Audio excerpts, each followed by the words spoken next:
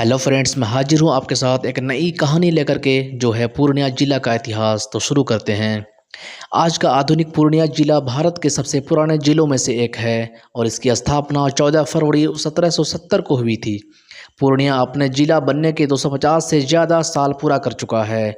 ये वो ज़माना था जब ईस्ट इंडिया कंपनी ने प्लासी की लड़ाई 1757 में और बक्सर की लड़ाई 1764 में बंगाल के नवाब, मुग़ल बादशाह और अवध के नवाब को पराजित कर दिया था और मुग़ल सम्राट से बंगाल, बिहार और उड़ीसा की दीवानी अपने नाम करा ली थी। पुराने पूर्णिया ज़िले में आज के पूर्णिया, अररिया, कटिहार और किशनगंज ज़िले के तो थे ही साथ बंगाल में दार्जिलिंग तक इसका इलाका था।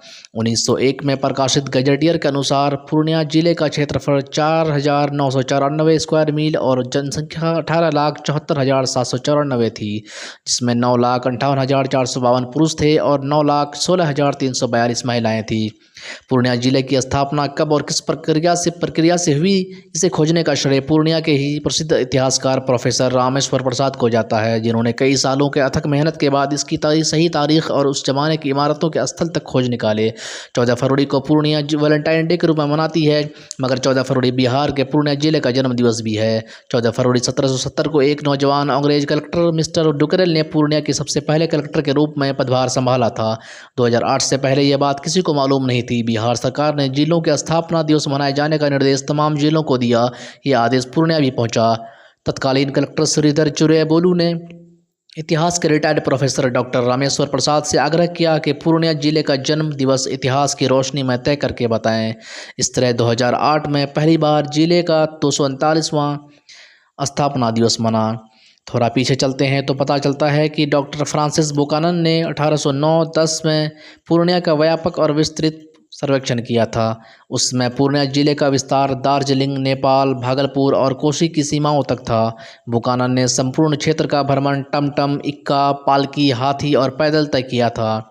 आश्चर्यजनक रूप से इतने कम समय में यहाँ की भू संपदा, सामाजिक जीवन, व्यापार, कृषि, वन्य जीव जंतु एवं अन्य क्षेत्रों का संबंधित आंकड़े एकत्रित किए जाना जो स्टडी कंपनी के लिए उपयोगी था। भारत के इतिहास में पहली बार आंकड़ों का इतना व्यापक और प्रामाणिक संकलन किया गया था। आंकड़ों का विश्लेषण कर वैज्ञानिक तरीके से इस निष्कर्ष तक पहुँचने की परंपरा भी यहीं से शुरू हुई थी। पूर्णिया का नाम पूर्णिया से कैसे पड़ा, इसके पीछे कई तरह की कहानियां हैं, लेकिन वैज्ञानिक प्रमाण किसी का उपलब्ध नहीं है। मुगल बादशाह अकबर के समय भारत के में जो पहला आधुनिक सर्वे टोडरमल के द्वारा हुआ था 1601 में, उसमें पुरैनिया शब्द का जिक्र है, यानी पुरैनिया का नामकरण आज से करीब 400 साल पहले हो चुका था। कुछ लोग इसे पूरन देवी मंदिर से जोड़ कर देखते हैं, जिसके पीछे संत हठीनाथ और संत नखीनाथ की कहानी है, लेकिन संत हठीनाथ का काल बहुत पुराना नहीं है।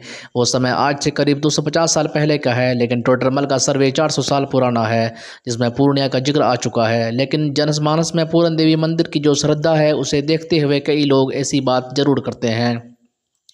यह मान्यता यह भी है कि पूर्णिया के इलाके में कभी घनघोर जंगल था, जिस वजह से लोग इसे पूर्ण अरण्य कहते हैं। ऐसा संभव है क्योंकि पूर्णिया की अधिकांश बसावटी नई है और आबादी बहुत पुरानी नहीं है। यहाँ की जलवायु की वजह से यहाँ की आबादी ज़्यादा नहीं थी और स्वाभाविक है कि यहाँ घना जंगल था। पूर्ण अरण्य यानी पूरा जंगल होने की वजह से वो लोग इसे पूर्णिया कहने लगे हों तो कोई आश्चर्य नहीं, लेकिन इस बात का कोई भी लिखित दस्तावेज नहीं है। कुछ लोग पुरैनिया को पूरन के पत्ते से भी जोड़ कर देखते हैं, जो पत्ता तालाब या नदी में खिलने वाले कमल के पत्ते होते हैं, जिसका इस्तेमाल पारंपरिक भोजों के खानों के लिए किया जाता था। भारी तादाद में पुरैन के पत्ता के उत्पादन होने की वजह से हो सकता है कि लोग इस इलाके में पुरैनिया कहने लगे हों, जो बाद में अपभ्रंश होकर पूर्णिया बन गया। पूर्णिया की कई तरह की भाषाएं बोली जाती है, जैसे कि मैथिली, अंगिका, हिंदी, उर्दू, कुल्हिया और बंगला भाषाएं पूर्णिया के लोगों द्वारा बोली जाने वाली प्रमुख भाषाएं हैं। शहर के कुछ हिस्सों में सुरजापुरी और संतवादी भी बोलते हैं। ज़्यादातर अंग्रेजी माध्यमिक विद्यालयों में अंग्रेजी पहली भाषा भी होती है। पूर्णिया में घूमने के लायक कुछ जगह भी हैं जो इस प्रकार हैं, जैसे कि काली मंदिर।